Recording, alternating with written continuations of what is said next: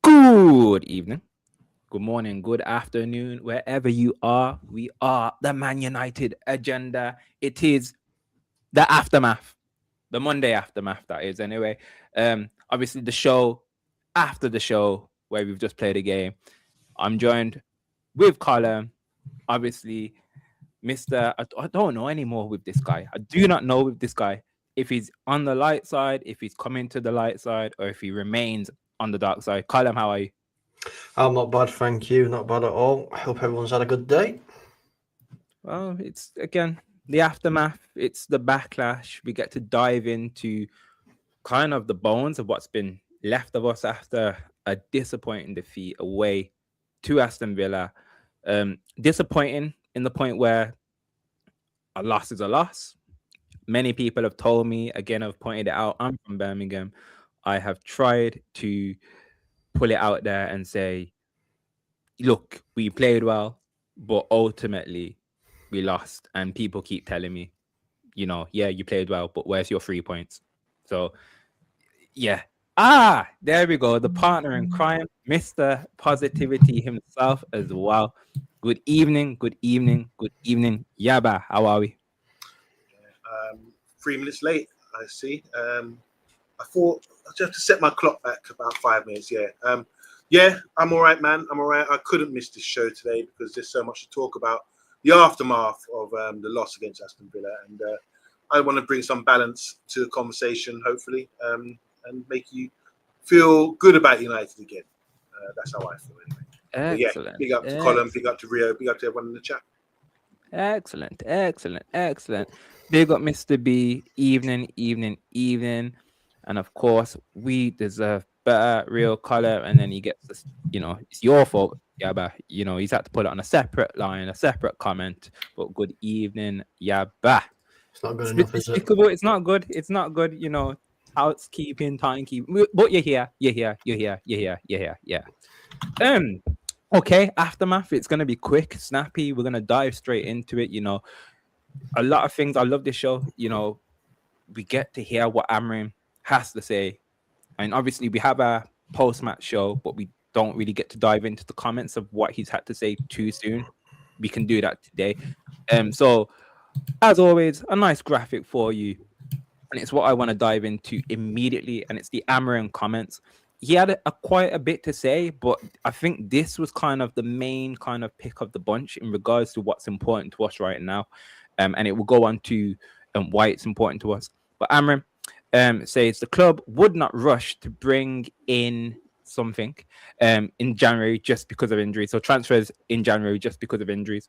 What we cannot do is to reach January and try to do everything in urgency and make mistakes. And then here we go again with a lot of mistakes. So it's a touchy subject. People have their different opinions on it in terms of the January transfer window. And I'd like to kind of, before we touch on the actual specific comments, I'd like to touch upon the January transfer window in regards to its importance. Colin, I know you've got some strong views on this. Share them, please.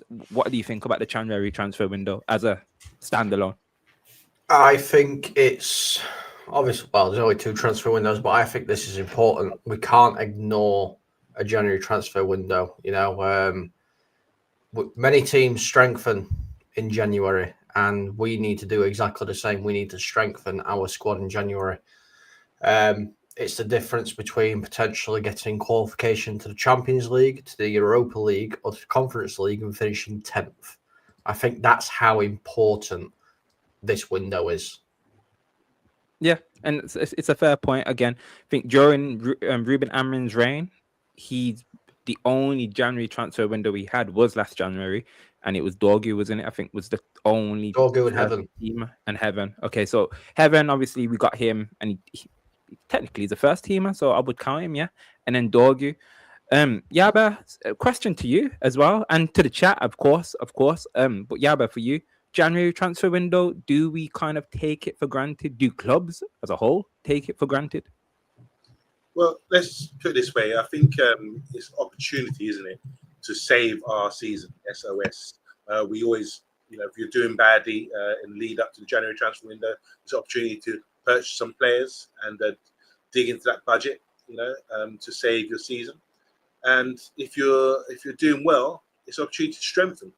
And as Colin was saying there, we're coming to the January transfer window. And if you look at it, you'd say, all right, let's bring in some players to push on, which the opportunity is there. But I just don't think you should put all your blessings into a window. You should really, as a coach, you paid so much money, you should also consider, actually, by this point, working on the system, working with your players, developing players. These are things that I would prefer to see from a manager, not just our manager, but all football coaches. You've got to work your troubles. You can't just dig into your pockets and ask the chairman for more money to save you. Show your quality by turning your team around, no matter what, with injuries, with suspensions, with players with bad attitudes. It's down to you as a manager to turn that around yourself.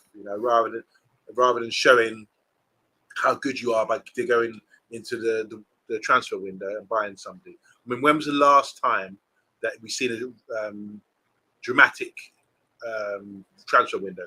So where a team like Wolves, for example, who haven't won a game all season, have bought a player and suddenly saved their season. I don't see that happening too often. So I think the manager in those quotes, we'll come to quotes soon later, makes sense. Haste makes waste, and decisions like that to buy a player just to save your season doesn't always work out like that. It's all about, for me, it's all about the day in, day out training, dedication, and that's what you're paid for as a manager, to turn things around on the training ground. See, I get that. Let me just interject on that one. Sorry, Colin. Just a quick belated happy birthday. Apologies, Yaba. Oh. Happy belated 50th. When was it again? Is it today? Well, I don't celebrate birthdays, but 50 is a big milestone, isn't it? To reach half a century.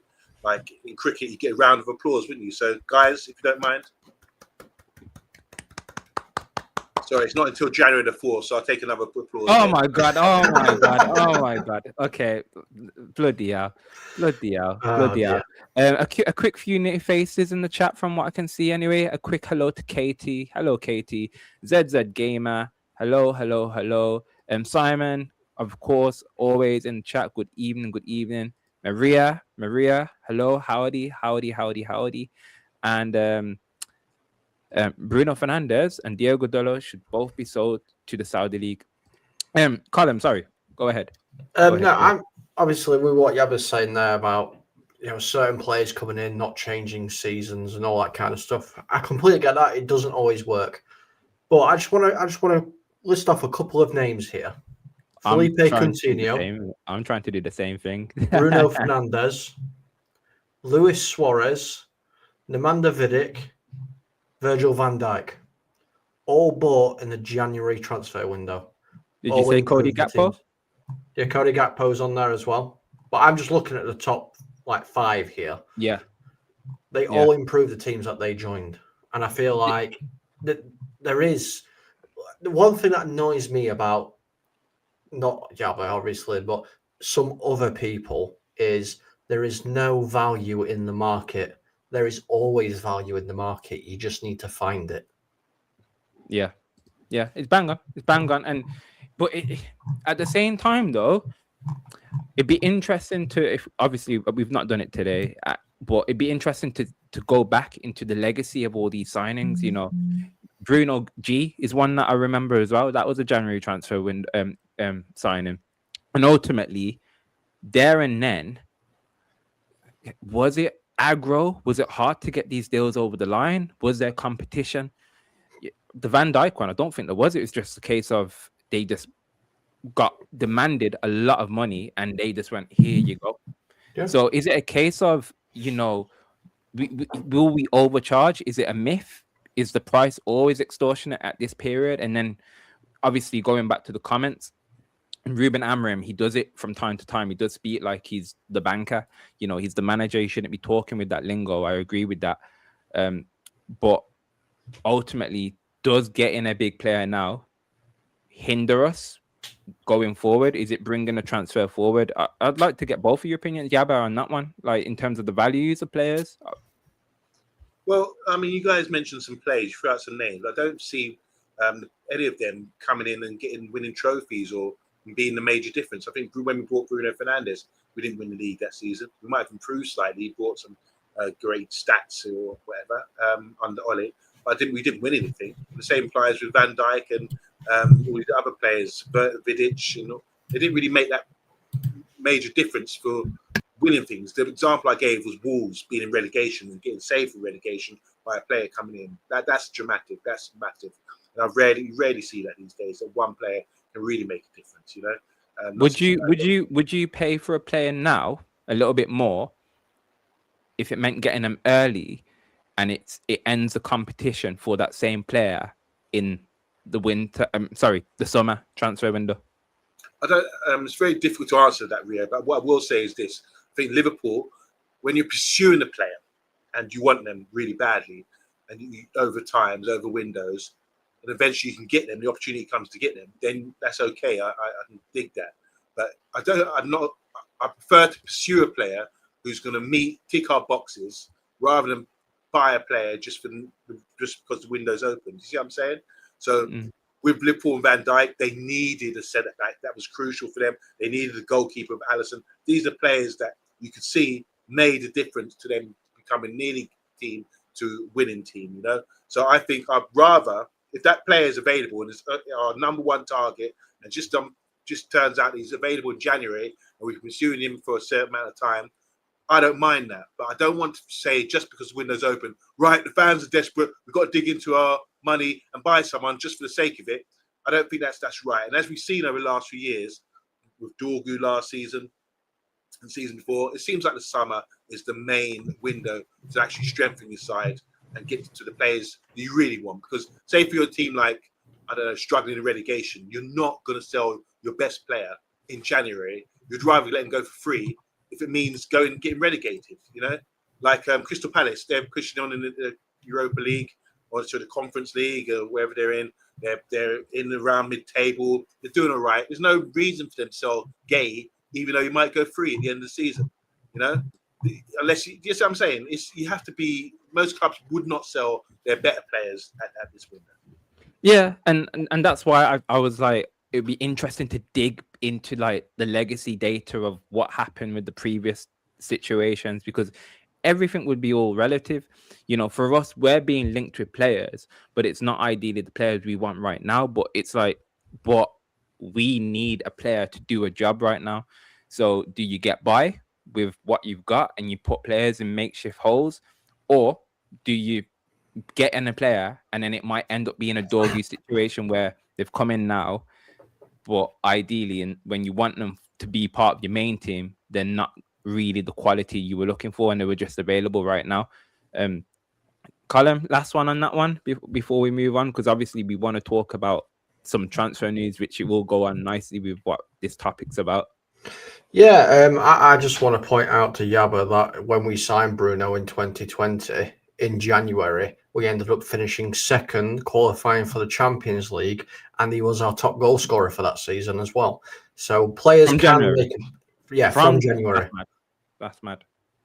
He finished with 18 goals from January. So, where were we? Were we in contention for the Champions League in January? We were sixth. Oh, right. Okay. And then we signed him and we finished second. So, I understand it has to be the right player. It can't be any player. It has to be the right player. Now, in regards to what you're saying there, I think we do need to do something, 100%, but it has to be the right player. There's no point wasting money. We've done that so many times. There is no point doing that anymore. I know we're going to get into some of the transfer stuff later. Yeah. But, if there's an option That's going to be the cheaper option, but we know he can do it in the Premier League because we've seen he's done it in the Premier League. You know, that might be the better option than going and paying 65 million for somebody like Edison, who's never played in the Premier League, and we don't know how he's going to do. Yeah. That's my view on it. That's fair. That's fair. People in the chat, what are your thoughts on this? Liverpool paid a king's ransom on Isaac, and now he's off for a while. So again, different transfer window, but it's a good example. You know, that one's looking like to be a silly one because of the injuries we knew he had. You know, it's a shame of what's happened with this particular one. You can't really manage that one. He's got a broken leg, hasn't he? So you can't really predict that one. Evening, Andrew. How are you doing? How are you doing, kind sir? As it's Christmas, time for the Grinch to open up his wallet, free the moths, and use our credit card and start doing some decent belated Xmas shoppings. Yeah, I need to be watching the Grinch. I am a big fan of that film, so it's the impressions for me. Like hate, double hate, loathe entirely. I absolutely love it. I'm a big fan of I wear? Yeah. I can't cancel again. Yeah. But yeah, brilliant. Can't see United getting much from the free games. Fair enough. If Ineos do not buy a midfielder in January, then they can jog on and along with Amorim in the summer. No, don't say that. Don't say that. Just who are we going to have as captain for the Newcastle game? Wow. Oh, wow. It's like one more. Don't know what we need to do because none of us are told the truth about what the budget is. That's true. But in fairness, that's we're not the bankers. And again, saying it with a B. So we can speculate, we can guess. We're just the fans. So we get fed all these news stories and then it's down to us to talk about it. So yeah, I get it. It is frustrating. It'd be lovely to know what the transfer budget is. You get an inkling when you start on FM every new game cycle and you see what the transfer budget is. I think Man United started off with 30 mil or something like that when you start the save. So yeah, that's pennies in today's market. But yeah, swiftly moving on. Who was it then that just touched upon the captaincy? Simon, lovely. Just who are we going to have as captain for the Newcastle game? So Bruno injured. It looks like he's going to be out for about a month, give or take, maybe a bit more than that. Soft tissue. But at the same time, he's like Wolverine, isn't he? So he's got these miraculous powers. Remember that time where he got injured? He had a boot on. And then he played the next game, literally. Bruno Fernandes, in light with what happened after, so I will kind of interlock the two topics. Bruno Fernandes and then Licha, our new brilliant midfielder that we've never seen before, has come on. Yaba, thoughts? Bruno out, Licha in. What do we do? Are you referring to Licha as a captain? Not as a captain, but just Bruno in general. Are we cream pied? Are we in the mud? And does Licha coming in kind of open up a new way of thinking? It's a call for the manager to make. Licha is someone we're not qualified to say whether he's a midfielder or not based on 45 minutes. He's done really well, mind you, pressed really well, pinched the ball. We know that he's got defensive attributes that way, but he's on the ball's really good as well when he's got the time and space. I think if he does continue to play there, I think teams will get in and around him, try and wind him up in that area. Let's see what he's like when he's under pressure. He didn't have that much pressure on the ball when he was playing the other day. So that's what I'd like to see, to really have a sort of more qualified. This means nothing to me. 45 minutes without any pressure on the ball.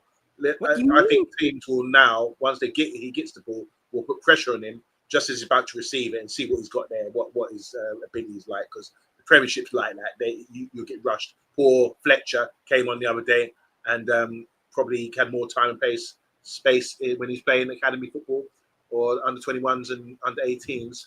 As soon as he got the ball, they knew as a kid, rush him. They rushed him and pinched the ball of him a couple of times like that. So I think the same will apply to Martinez if he continues to play midfield. So question mark still out for me, even though he played really well. He had the time and space to do what he wanted. Carlo, thoughts? Get him in midfield. I missed the positivity about this one. Get him in midfield. Because Bruno's out. Mainoo, we don't know what's happening with Mainoo at all. Is he injured? Is he being punished? Who knows at this point? I do not want Agate playing in midfield. Yeah, I think we all agree on that one. I don't think it'd be very fair to throw one of the young lads in against that midfield of Newcastle. Fletcher, he'd be the standout candidate, wouldn't he? He would, come back in right now. Fletcher against who's their midfield? Joe Ellington. It will be Guimaraes, and it'll be Tonali if he plays. Sometimes it's Miley in the midfield. Yeah, I mean I'd rather bring him on later in the game than have him starting against those three. So yes, put Martinez in there. He can. Yes, it's only 45 minutes, but we saw a very competent display for 45 minutes. He controlled the tempo. He played the simple passes that Yaba loves. You know, he didn't play anything like Bruno, 45-yard long pass. It was, I've got the ball, got a bit of space. Who's open? You're open. Simple pass, 5 yards. And that was it. We don't need anything extravagant. Chat, who would your two be? Obviously, we deserve better going with Casemiro and Martinez. So obviously, we've got Casa to come back into this team. So I'm guessing it's a shoe-in. It's a no-brainer. Casa comes straight back into the team, which is mad that I'm saying it quite fluently and so positive. Like Casa comes straight back into the team, but he does. And I think I called it out on the last live, and I kind of said, with what happened with Yoro, I kind of favor putting Licha straight back into defense. You know, I want that kind of assurance. I'm a bit more concerned with having Heaven, and Yoro with a Luke Shaw. I want a bit more experience in that back three. Yaba, I know you like your experience in that back three. You're not a fan of the two youngsters in the back line. But does Licha start? That might be a good one. Does Licha start in any shape, way, or form? Yeah, I think the manager would start him above what we've got available to us. You know, he's coming back from injury, and you don't want to rush him. But he is, you know, you say you missed them when they're gone, and we've almost, he's like the forgotten man. But he reminded us when he came on the other day how good he was. Big up to Colin, because he was talking about the passing, but I think he has got that passing range where he can spray balls. Even when he came on defence a couple of games ago, I remember he sprayed a long ball to Bruno to like on sixpence, you know, and he can do that. He was trying to do that. He was opening up to hit long passes the other day when he was playing short passes as well. He's got that in his locker. Playing in defence, you know, with Yoro. Yoro had a bit of a stinker against Morgan. Looks like it was his fault, but also I must say, upon reflection, I mean, I was a bit emotional yesterday and did dig into him. He deserved it. But also, there's no one backing him up. Agate, both times, didn't close down the ball. That was bad. I saw a clip on that today. All right. Agate. Yeah, you're right. You watched the game again. You watched it, yeah. I saw the game, and then I saw a clip of someone kind of talking about Ugarte. All right. And he just sat in front of... He's in the box, like... Yeah. And he's not closed it down. I really dug into him, and yesterday I really put the boots in on Yoro. And damn right, what I said was right. But when I went and watched the highlights again, and I'm thinking, right, surely, how's he getting that much space? And Agate just standing there, you know, he should have at least come down and closed him down or something like that. And I don't want to get on Agate as well, because I know he's getting real bad, you know, beef right now. But he's really, really not doing his job correctly. And as Colin knows, you know, Colin says the same thing. Do your job. Same thing apply. He's not doing his job at all. And there's two examples there. So I think, talking about Yoro playing in defence, I think he might have to play again. But if he's got someone there like Casemiro or Martinez in midfield who's going to do the work and back him up, because it needs to be in this system, because we're so vulnerable at certain times, you need that one person to back you up. And if one person lets you down, suddenly it's open up, as we saw with the Morgan Rogers goals.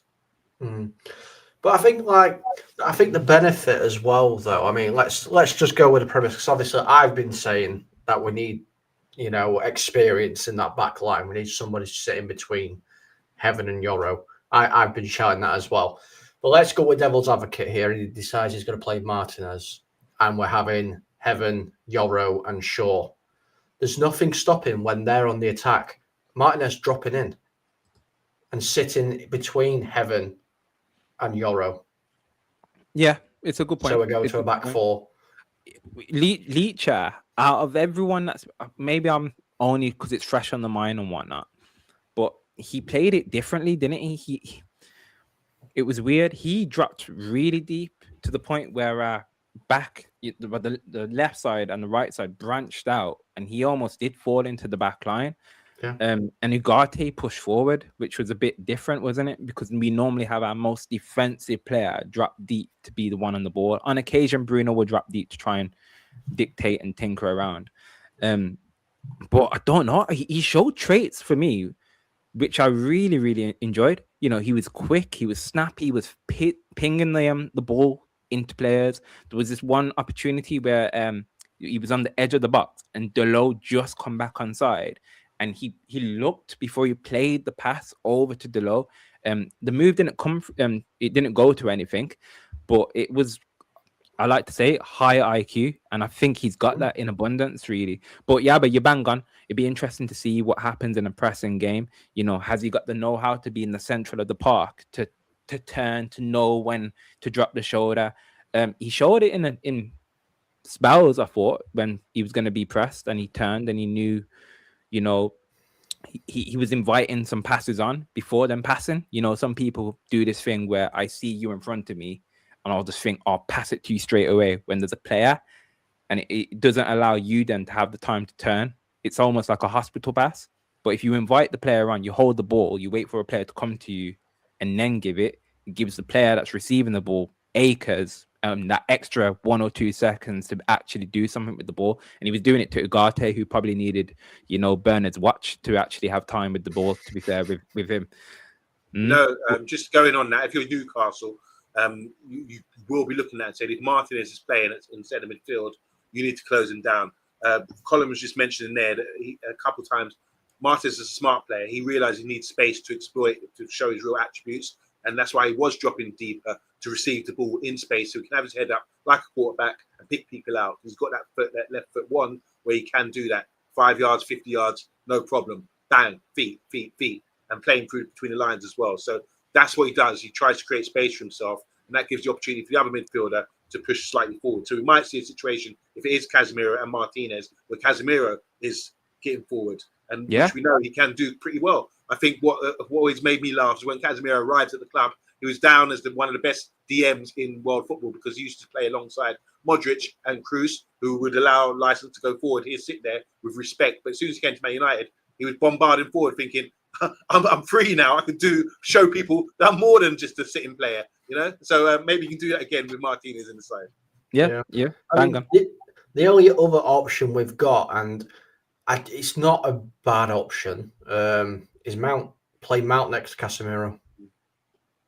Mount's clever. See, I'm one of these people. When we signed Mason Mount, I was like, "What we signed him for? My God!" And he's completely shut me up and sat me down. I love Mason Mount now. His IQ. Yabba, I think he's turning. He's used the word love a few times today. I think he has. Okay. But Mason Mount's IQ is amazing. He can see like 4 passes before a player's even got close to him. And I think if he's got the security of Casemiro next to him, which frees him up a little bit to go forward and obviously drop back. And this is the thing, Mason Mount has been quality, not just this weekend, the last weekend. Every time Mason Mount's played, he's been hitting at least a 7 out of 10 rating every time. Yeah, I love that for him. Absolutely love that for him. Yeah, I wouldn't be against it. Yeah, we need that amongst the board as well. Let me have a quick little butchers of the chat. Apologies, people. Apologies. There's a lot. It's the aftermath, so there's a lot to get through. Here's the big issue. If Licha is starting centre mid with Casa, then we have serious lack of depth with the way injuries are. But hey ho, Ineos decided we didn't need a mid in the summer. Fair. But that's why we're hoping they kind of do something this time around. And we deserve better. Heaven left-footed, Shaw left-footed, Martinez left-footed, Heaven left-footed. Surely Yarrow has to start at right centre back with Delo at right centre back. And then Malacia left wing back or Dorgu right wing back. Interesting call. Delo right centre back. It could work. He's done it before. It's an interesting one. It's an interesting one. You're saying no. You're saying no. Okay. He can't defend. He can't defend posts. Yeah. No, that's fair. That's fair. What is okay? The ghost of this is popped up. The ghost of Mr. B. Greetings, the ghost of Mr. Greetings, mortals. This is the Man United agenda, broadcasting live from the Theatre of Dreams. It's turned female as well. I know. Yeah, what am I doing? Yeah. No, and occasionally nightmares. Don't worry, the ghosts here only haunt poor defending and missed chances. So the ghost will probably be about a lot on Boxing Day for me anyway. But yeah. Chat sports, I wouldn't risk Licha. Nah, risk him. Actually, I'm saying that quite flippantly. You gotta play him. You gotta play. Yeah, it's fine now. I don't think it's a risk anymore. I think fingers crossed. I think the training department have done something good. You know, Shaw, Mount. So fingers crossed. Our bench was quite weak in the Villa game. It was to be fair. It was. Gallagher is decent, but he should be added. We've got Garte staying at the club. We'll talk about Gallagher. With our weekend side, we will get walloped by Newcastle. Have faith. Faith will prevail. Anyone fancy Mount getting injured next game? Oh, no. God. Okay, I didn't see that. Yep. Fingers crossed, no. Fingers crossed, no. And double AA. Good evening. Lamans, Yarrow, Heaven, Martinez, the low cast, Mount, Dorgu, and Bumo, Xerxes, Shesko. This is without Bruno and Mainoo. Well, we can't have him Blemo. I'm gonna say I was trying to. I read that and I was like, "What kind of squad's this?" Yeah, no one Bumo, unfortunately, but his ghost will be there as well. Evening, Stu. Good evening, kind sir. Good evening. Okay. Thank you, people. Lovely. Always keep it going. Keep the chat going. Love the engagement as always. And if you've not done so already, smash the like. Appreciate you kindly. Thank you. Okay, so let's get on to some transfer news. Let's talk about a certain winger / would he be a winger for us? Semenyo. So he's been linked with us. He's been linked with Man City. He's been linked with Liverpool, maybe Arsenal. He's definitely not being linked with Spurs. So what are our thoughts on this? He's got a 65 million buyout clause. We don't need to do it, but do we need to do it if the option and the opportunity is there to do it? Do we bring a signing forward? I will open that out. Yaba, go on, actually. Yaba, go on. So you're specifically talking about Semenyo. Semenyo specifically. A player who's come up the leagues. I've looked into him. I mean, I saw a lovely interview with one of his former managers, and the manager was saying, look, you know, there's a lot of players in the championship and around the championship who are pretty good, but you have to go to that extra mile to become a Premiership player. You have to dedicate yourself to football. And he did that. He got more muscle bound. He lost weight. He really sort of took his football seriously, as a lot of these guys, they don't. And they never really take it to the next level. And he's able to take it to the next level and demonstrate that in the Premier League. And now he's at Bournemouth doing bits for them. Strong runner, you know, getting forwards, good shot on him, and really, you know, maximising his potential right now. Hence why he's got £65 million get-out clause if he wants to leave the club. It's a no for me. I wouldn't take him. I don't think he's going to make a profound difference to us. But you put him all up then, and then you said no. No, but because of those reasons. Because he's just a player who's maximised his potential. If you were really that good, you would have really been shown out to be that good a few years ago. He wasn't. He was just a championship player who's dedicated himself to the game and gave himself an extra 10%. And now he's a good Premiership player. I wouldn't say he's an outstanding Premiership player. He can blow hot and cold. I would just, you know, playing for Bournemouth. He's, you know, really shone. He's the main guy out there. He's a guy who puts the work in, but also is in a position where he can look good and hit them on transitions with his running power. I just don't think that, even though he's a hot boy right now, I still got a question mark about him, and I wouldn't want to sign him just because he's the hot guy with a few goals this season. I remember Ollie Watkins last season was the hot guy because he scored a few goals. Look at him today. Do you not think Cunha, who came from the Championship as well? do you not think Cunha falls under that bracket though? You know, he's Cunha's not prolifically.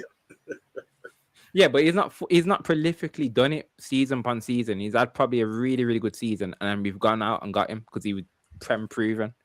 Like, I think if you look at Cunha's, he's come from Atletico Madrid. He was signed for them.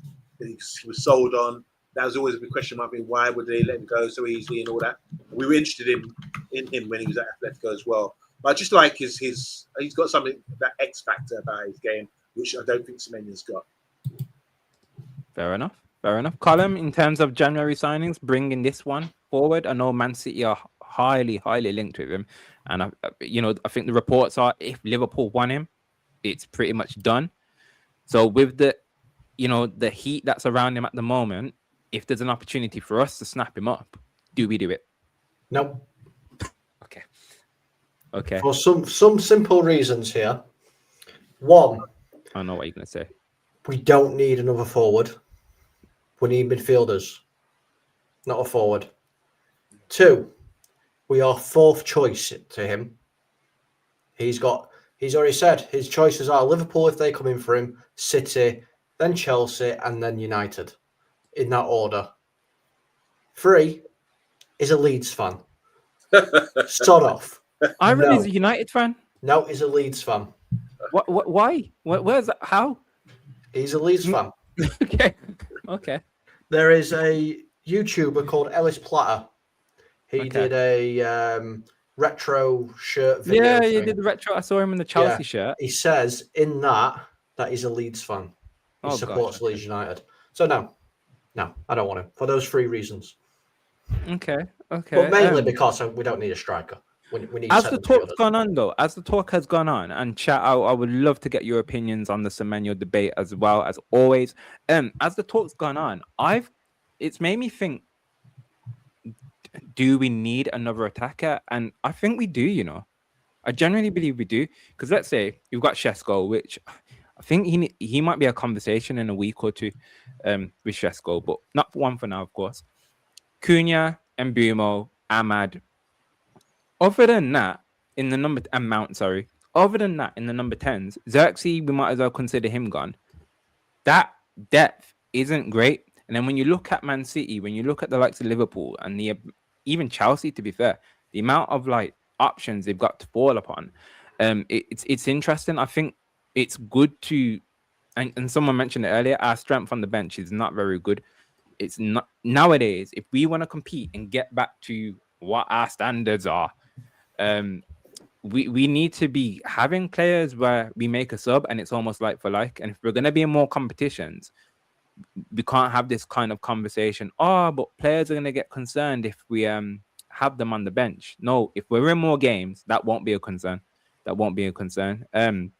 Chat, what are your thoughts on this? Let's have a quick look. Well, whilst you're looking at that, Semenyo still doesn't fit that profile though, because he's not an out-and-out striker. So there's still no point getting him. He's a right wing, left wing player. He's not a centre forward. Yeah. It'd be interesting again if we don't get him. It'd be interesting if we don't get him. We know there's money available. So we know that. So that needs to go in the mid. We was willing to pay where it's 60 million for Baleba in the summer, and we never spent that money. So we know at least 60 million is still there. The ghost of Mr. B strikes again. As the festive fixtures roll in, the ghost of Mr. B will be hovering over the pod, ready to remind us where it all went wrong, usually by minute 12. Fair enough. Okay. Come Boxing Day, players will be full of food and booze, so we'll be looking at 10 fat Teletubbies. Oh, bloody hell. 10 fat Teletubbies on the pitch trying to burn off the grub. Bloody hell. Semenyo comments: can't have too much quality, and Semenyo is that. Okay. Stu, I'll take him all day, but think he'll go City. Fair. Is City go for him? First, Semenyo will go to City. So I think it'll be a Liverpool one. I think Liverpool might be the one. I think Semenyo will go to Liverpool. His salary is injured in the AFCON or get sold. Bang on, bang on. I can picture Semenyo pairing up alongside Eke Tea Cake, which I love to call him that, Tea Cake. So bang on. We deserve better. If we have 65 million, it makes much more sense to get Buedi and Neves for 65 million. He's not an amazing player and he is a winger, but I won't complain if we get him. Beggars can't be choosers. And then Matt, good evening, Matt. Good friend of mine, Stupefy. Harry Potter quote, if you know. Column, you know that. Yeah. How long has Semenyo been in the league? Good question. Since 2022. There you go. And then Stu, we're so shite. I'll take anyone. Well, there you go. Oh, wait, Richie. This is one amongst you people in chat. Is Die Hard a Christmas movie? We will let that linger. Pipe bomb. We'll let that linger. But yeah, Semenyo, I think so. I wouldn't be. It's a nice to have, isn't it? If we're going to be honest, he's a nice to have.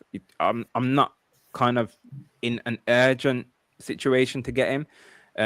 If I can choose him over a midfielder, I would absolutely do that. And that would take me on nicely to the next topic. So we were linked recently in the last couple of hours, actually. Ruben Neves, or is it Ruben Neves? I think it isn't Ruben Neves, but for those that know, Ruben Neves, formerly of Wolves, currently at Al Hilal, I believe. Could be mistaken. 28 years old. He is gonna be roughly 15 to 20 million. Yaba, you a big fan of Ruben Neves? Yeah, when he was at Porto as a youngster, we should have signed him then. He's 28, 29 now, 400 grand a week. He just wants to come back to Europe. The Saudi League is not really ever going to blow up, in my opinion. You just get money-hungry players going there and then saying the right things. Oh yeah, it's a fantastic league. But as you can see, they all want to come back home and play proper football. If you've got anything about you, it's not strong enough. So I think he's a talented player. I think he's played in the Premier League, and we were interested in him before. But I wouldn't go for him now. I just think the age. I just don't think. It's like a. I remember in the 70s and 80s. 50 million though. 50 million. Yeah, what about the wages? I mean, how much wages cut would he take? Good point. I remember in the 70s and 80s, a lot of English players used to go out to America, go out to Canada, and play their football out there, Australia even, And Chris White from Arsenal, he did that as well. I just think it's for the money reasons, and I think you shouldn't come back and expect to be a top player anymore. The interesting one for me would be Tony, who used to play for Brentford. I think he was prolific, wasn't he, in the Premier League? Good player. I just think, when you wake up, what desire do you have when you're waking up in silk pajamas, as Marvin Hagler would say, and then having that sort of lifestyle and, the heat and playing different style. That compared to the cold of the Premiership, it makes a lot of adjustments. And I don't think once you go out there to the Saudi League, you're never going to be the same. You're never going to be able to adapt again to the Premiership. It's just my opinion. I don't think we should go for it. Chat, quick one for you.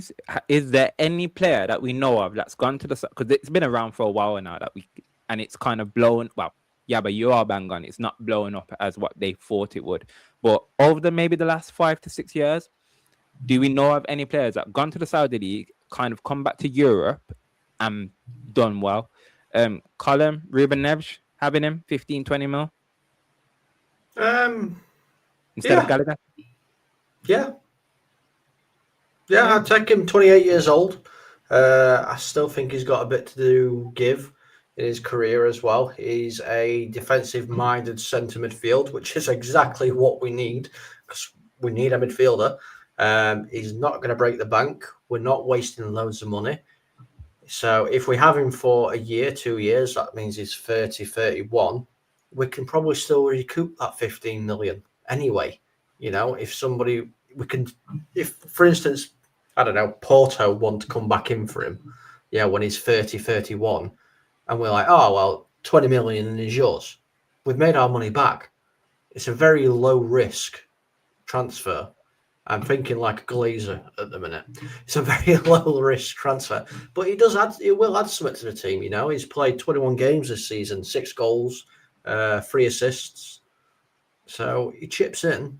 And the only issue is and I love those stats. Like, you know me, I love the stat, but it's almost like, how does that convert into Premier League tax, if that makes sense in terms of statistics? Well, I'd say it's probably 2 goals, 1 assist. That's what I'd say. But it's his defensive actions. No, it's his defensive actions we want. And he was fantastic at it at Porto. He was fantastic at it at Wolves. So why not?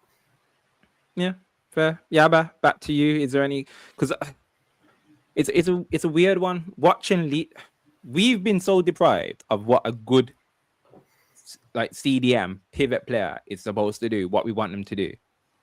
I think Neves would come back into the league and literally do what Licha did the other day. Keep it simple, dictate the play, don't do anything over the top. You know, he's not really a player that used to get about a lot. Anyway, he would only keep it simple. So for a player like that, it might be exactly what we need, surely. Yeah, I mean, you sell him to me, and I think, he reminded me he is a good player, and he can do a good job, but you like sprung it on me. My initial reaction is like, nah, I wouldn't have that. I wouldn't have ex-Saudi player coming over here thinking he can sort of walk the walk again in the Premier League. Like you said, you asked the question, how many players have gone out to Saudi, come back and been effective? Listen, it's hot in Saudi. They're playing Olay football out there with all old players. I mean, he's got an old school Kante out there, and I don't know if Kante's still out there, but it's not the same intensity as you get out here. It's going to be a shock to the system coming back to the Premiership. Even though you might believe he can do it, he might be fit, but is he Premiership fit? That's the big question for me. And we haven't got time on our hands to wait a few months for him to adjust back to the line. Well, he's constantly getting into the Portuguese national team, so surely he's good enough. Because think about all the Portuguese players that could get in, but he's still constantly being picked, and he's playing as well. He's playing a lot of them, and I think he won at games and played. Yeah, I've just got it here. Hungary. He played against Hungary and played centre back for 90 minutes of a game, and they came out and won. You know, I'm talking about the tempo of the game. International football's slower, but if he can still perform at that level, why can't he do it in the Premier League? I think what do you think, Rio? Because you're asking the question. I like him. I think I'm sold on a player like that. That type of player is my cup of tea. You know, I'm trying to think of players like Pirlo. You know, Pirlo, someone that can sit behind the destroyer. You know, that can take it from the back line. You know, he's that type of player. Someone that can just ping it around. Doesn't need to be fancy with it. I'm really buzzing from I'm going to keep mentioning it. Licha the other day, really buzzing from the other day. So I'm kind of sold on a player like that. Casemiro can do it for us, but I think having bang on, who said that there? Matthew, thank you. Sorry. Register, like that's the role. He will do that role absolutely perfectly, and it will open so much more avenues. It would not surprise me if at some point we do go back to a 4-back if we get a player like that. Chat, what are your thoughts on Ruben Neves? Is there any kind of mixed opinions in there? Let me quickly whiz through the chat. Neves is better than Casemiro. Kobbie Mainoo is gone, and Bruno is not a centre mid. Bang on. Neves is class. Definitely. I agree on that one. Evening, and yeah, but I'm definitely not. I think you think he's class as well. I think it is the Sigma of Saudi, isn't it? And I think that's probably. I do get that. I get that. For what price? 15 mil been touted, Stu. 15 million. You know, wages wise, yeah, they will have to come down. They will have to come down. I think he said about 200,000. That's what it'll come down to. 200,000. See, when you say that, we're paying. How much are we paying our players? Well, see now. See. Oh, when you say that, that again, I go back to it. We're not bankers. Yes, with a B. I don't. Yeah, 200. Ooh, Yeah, but I'm probably siding with you a little bit now because of the that salary. If it's going to be 200, would he be a main player? We're paying Casemiro 350,000, Bruno 300,000, De Ligt 195,000, Maguire 190,000, Cunha 180,000, Sheshko 160,000. So he's not even like going to be the highest earner at all. Then it comes down to the importance of him in the team. Like, But maybe... I think he plays. I think if he comes in, he plays. He plays whenever he's available, literally whenever he's available. And I think that frees the rotation, so Casemiro is fresher, and obviously we don't know how long Bruno Fernandes is going to be out for. Yeah, Mount 250, Cass 300, as you say. Bruno 200. No, Bruno's on more than 200. Surely Bruno's on 300. Yeah, Bruno's on 300, and Maguire's on 190. Squeezing that Maguire there for Yaba. 190. Agate earns 120. And Garte's on 120, which is maybe 100 bit more than what he's probably.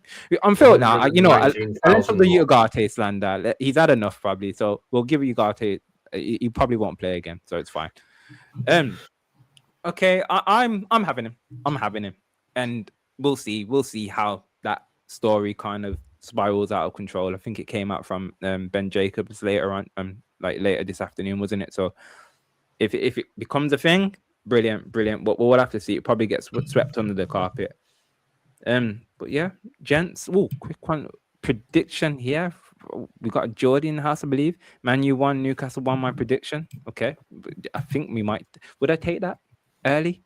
I probably would. Yes, I probably would. I probably would. Yeah, gents, the aftermath, there isn't really too much more to cover. We've kind of gone through the thick of it. Yaba, any final words from you, kind sir? Yeah, it's Christmas time. Let's talk about Christmas movies. That was put in the chat. You paused on it. You said we'd deal with that later. You gave us time to think about it. Christmas movie for me growing up, they always played the Star Wars and Raiders of the Lost Ark. Movies like that, you know, Jurassic Park, all these movies that the family sit down and watch, even though you've seen it 1,000 times and you watch it again. I've got, you know, these days people got Fire Sticks and movie channels. You wouldn't sit there and watch it then. You watch it around Christmas. Die Hard, they said it's Die Hard, a Christmas movie. I think officially it is. They played it many times around Christmas, especially the first one. So yeah, and there's so many great lines in there, isn't it? I don't know if you can think of any right now. I only watched Die Hard for the first time maybe last year, which is bad. I know. Wow. I know. Colin, you're looking like you've not watched it at all. Well, Die Hard? No, I am. Wow. Yippee-yi-yo, as they say. Yeah. What's a Christmas movie, guys? What would you class as Christmas? Well, today, literally before stream, I'm saying this so proudly. I watched Love Actually. That's a Christmas film. I haven't seen it. Oh my, okay, fair enough. But I've not. To be fair, it's the first time for me, but it's definitely a Christmas film. People in the chat, The Wizard of Oz. That's not a Christmas film. It is. The Wizard of Oz is not a Christmas film. It came out around Christmas, didn't it? No, I'm not having that. Home Alone, 100%. Gremlins, 100%. E.T. Yeah. E.T. No, I'm not having that. Oh, come on, he's right. Definitely. I don't know. A Christmas Tale, yeah, definitely. Muppets Christmas Carol. I need to be watching that tomorrow. That's probably my number one. This is my family tradition. Every Christmas Eve, where you get the Muppets out. No, we watch Muppets Christmas Carol.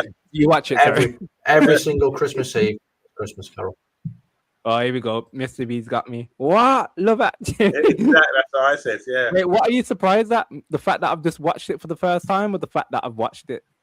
Probably that you watched it. Okay. Fair enough. I'm referring to my childhood. Alfie's a good film, definitely. Mary Poppins. No, Mary Poppins ain't a Christmas film. I'm not having that.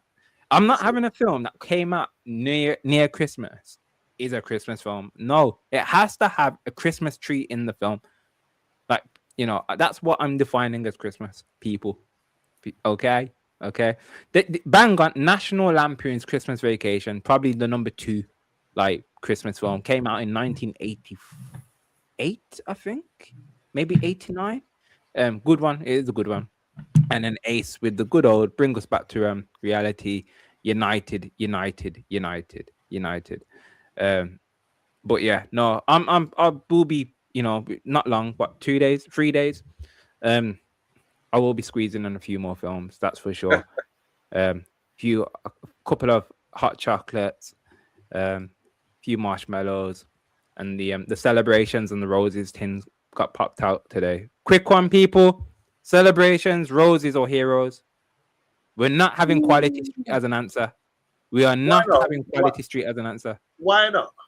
Was that? Please don't tell me that was going to be your I'm your going to goal. say Quality Street. They're traditionally, way before they got more history than the other two. Heroes.